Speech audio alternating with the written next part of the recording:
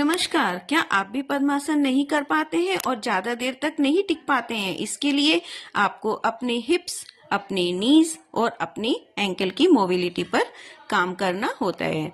और आज की वीडियो में मैं आपको कुछ ऐसे टिप्स बता रही हूँ जिससे आपके हिप्स की, आपके नीज की और आपकी एंकल की मोबिलिटी बढ़ेगी।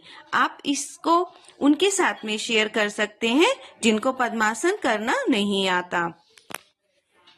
अपने हिप्स और नी की मोबिलिटी के लिए हम हिंडोला आसन की प्रैक्टिस कर सकते हैं। इस आसन में आप 20 सेकंड होल्ड कर सकते हैं या 20 टाइम मूव कर सकते हैं दोनों तरफ। इसके बाद में आप जो है अपने पंजे को दूसरे पैर की जांघ पर रखते हुए अपने हाथ से नी को फ्लोर की तरफ प्रेस करेंगे।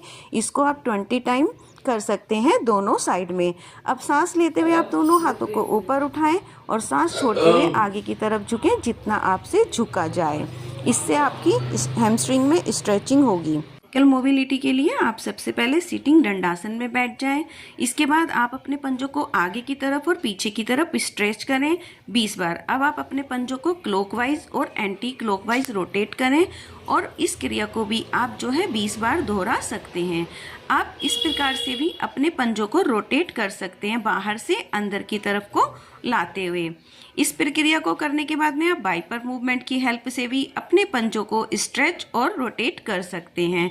इस क्रिया को करने के बाद में आप हाफ लोटस पोज में आएंगे और अपनी एंकल को रोटेट करेंगे क्लॉकवाइज और एंटी क्लॉकवाइज। इस प्रक्रिया को भी आपको दोनों तरफ करना है। हिप्स और नी की मोबिलिटी के लिए बटरफ्लाई पोज एक बहुत अच्छा पोज है। अगर आप इस पोज को नहीं कर पाते हैं तो आप अपने दोनों घुटनों के नीचे एक एक कुशन रख सकते हैं और इसके बाद में आप अपने दोनों पंजों को पकड़ के अपनी कमर को सीधा रख करके बैठ जाएं जितनी देर आपसे बैठा जाए। जब आपको इस पोज में आसानी लगने लगे तो आप कुशन को हटा करके इस आसन को करने का अभ्यास करें।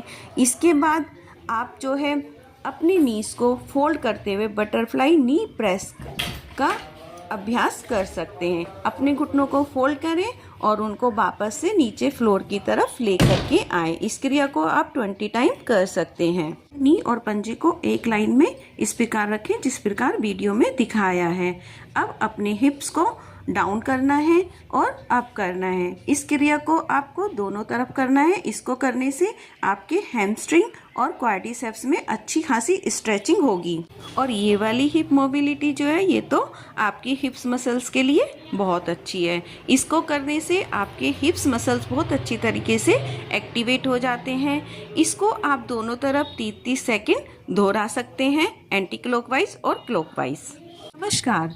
अब हम लोटस पोज का फाइनल पोज करने जा रहे हैं। इसके लिए हम अपने पंजे को बाहर करते हुए आगे की तरफ लेके जाएंगे 90 डिग्री में। एक हाथ से हम उसके पंजे को पकड़ेंगे, दूसरे हाथ से पिंडली को बाहर निकालते हुए दूसरे पैर की जांघ पर रख देंगे। इसके बाद दूसरे पैर को बाहर की तरफ करते हुए आगे की तरफ लाएंगे 90 डिग्री में। एक हाथ से उसके पंजे को पकड़ेंगे और दूसरे हाथ से फिर उसकी पिंडली को बाहर निकालते हुए दूसरे पैर की जांघ पर रख देंगे पद्मासन की स्थिति में। देखिए आपका पद्मासन कितना इजी और अच्छा बना है। अगर आपको अच्छा लगा हो तो लाइक, शेयर, कमेंट करें।